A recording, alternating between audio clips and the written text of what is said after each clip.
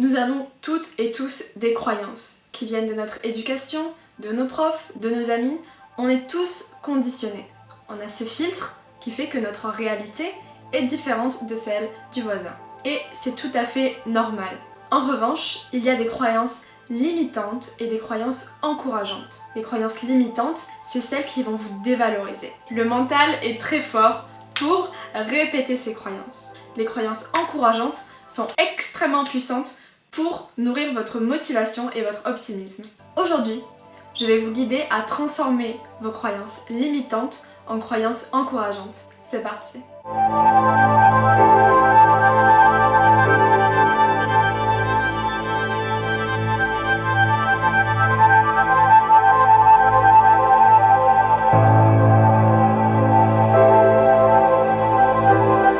Bonjour à toutes et à tous, je suis Mia de Mia Paris Coaching. J'accompagne des femmes ambitieuses à atteindre leurs objectifs en travaillant sur leur mindset et leur créativité.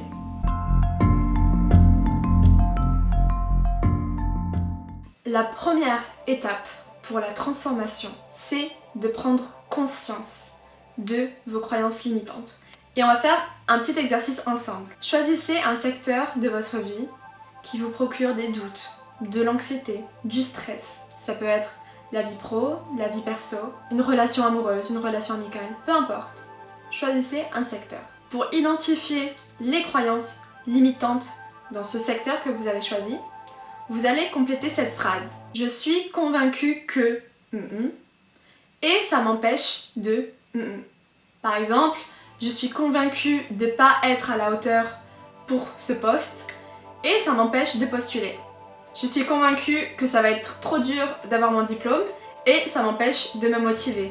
Donc ça, c'est des croyances limitantes, c'est des croyances qui vont décourager et qui sont inscrites aussi dans l'inconscient, ce qui va mener à de la procrastination, à une baisse de confiance en soi, à une baisse d'estime de soi, etc., etc. Heureusement, il y a des solutions. Pour ces croyances limitantes, je vous invite à faire une liste de 10. Vous pourrez prendre un carnet ou mettre sur pause et vraiment lister, voilà, je suis convaincue que et ça m'empêche de... Voilà, poser un bilan et prendre conscience. Juste en les écrivant, je vous assure qu'il va se passer des choses dans votre tête. J'ai fait ça avec ma cliente la semaine dernière et ça a été un vrai déclic. Ok, maintenant que vous avez fait ça, on va analyser. Et du coup, tu peux te demander pourquoi ça serait dur d'avoir mon diplôme objectivement. Est-ce que je suis dans une filière qui est très sélective?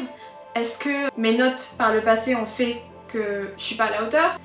Ensuite, ça peut être plus subjectif. Donc, est-ce que par le passé, j'ai déjà eu des difficultés similaires?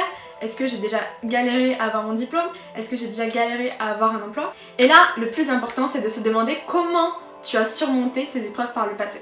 Parce que, de fait, si t'es là aujourd'hui, c'est que t'as surmonté ça, c'est que t'as eu tes diplômes, c'est que t'as eu un poste, c'est que t'as pu avancer et rebondir. Maintenant que tu sais que tu peux les surmonter vu que tu l'as fait dans le passé, on va transformer cette croyance limitante en une croyance aidante. Je vais vous donner des exemples très simples. Quand tu te dis « je suis convaincue que ça va être difficile d'avoir mon diplôme et ça m'empêche de me motiver », on peut remplacer ça par « je suis convaincue que je peux surmonter mes doutes et me donner tous les moyens nécessaires et ça m'aide à persévérer ». Donc on va remplacer le « et ça m'empêche » par le « et ça m'aide ». Rien qu'en transformant la phrase, vous pourrez avoir une nouvelle croyance encourageante. Et vous pouvez faire ça en face de chaque croyance limitante que vous avez énoncée auparavant.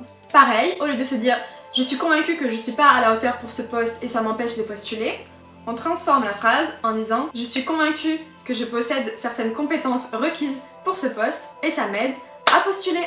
Et on a tous, y compris moi, je vous assure, on a tous des croyances limitantes. Le plus important, c'est vraiment d'en prendre conscience. Déjà, si vous avez fait ça, c'est un super taf. Bravo, well done. Vraiment, la prise de conscience, elle est décisive. Et ensuite, petit à petit, les transformer. Vous pouvez aller un peu plus vite en vous en accompagnant, donc par un coach qui va vous proposer des alternatives parce qu'il a l'expérience de reformuler une phrase. La troisième étape, c'est d'ancrer, s'imprégner de ces nouvelles croyances encourageantes au quotidien. Et c'est totalement possible, ça peut vous prendre uniquement 5 minutes par jour. Mais c'est très important de le faire. Donc pour se donner ce boost, je vous propose d'écouter des affirmations positives dès le matin. Je vous assure que ça change la vie. Vous commencez votre journée avec des affirmations qui vont vous dire « Je suis en confiance, ma vie est sereine, Je suis pleine de talent, je suis pleine de ressources. J'ai confiance en moi. Je m'aime telle que je suis. Je fais confiance à ma capacité à gérer les situations. Je vais vous mettre en description des liens des affirmations que j'écoute. Les miennes elles sont en anglais, mais je pense qu'il doit en exister en français. Et vraiment, si vous écoutez ça juste pendant 5 minutes, pendant que vous vous habillez ou vous brossez les dents, je vous jure que ça va vous faire une différence énorme dans votre journée. Parce qu'en fait, ces croyances, elles vont totalement s'imprégner dans votre inconscient. Et l'idée, voilà, ça va être de muscler son cerveau, comme on dit, d'aller créer des connexions neuronales, aller vraiment intégrer ses croyances. C'est un peu des choses qu'on voit dans les TV shows américains, mais je vous jure que ça marche. Merci d'avoir visionné cette vidéo, j'espère vraiment qu'elle a pu vous aider. Dites-moi en commentaire s'il y a des choses que vous faisiez déjà ou si vous avez découvert de nouvelles pratiques. Je suis aussi preneuse de toutes les pratiques que vous faites autour qui peuvent moi aussi me guider, m'inspirer. Merci encore et à bientôt pour une nouvelle vidéo.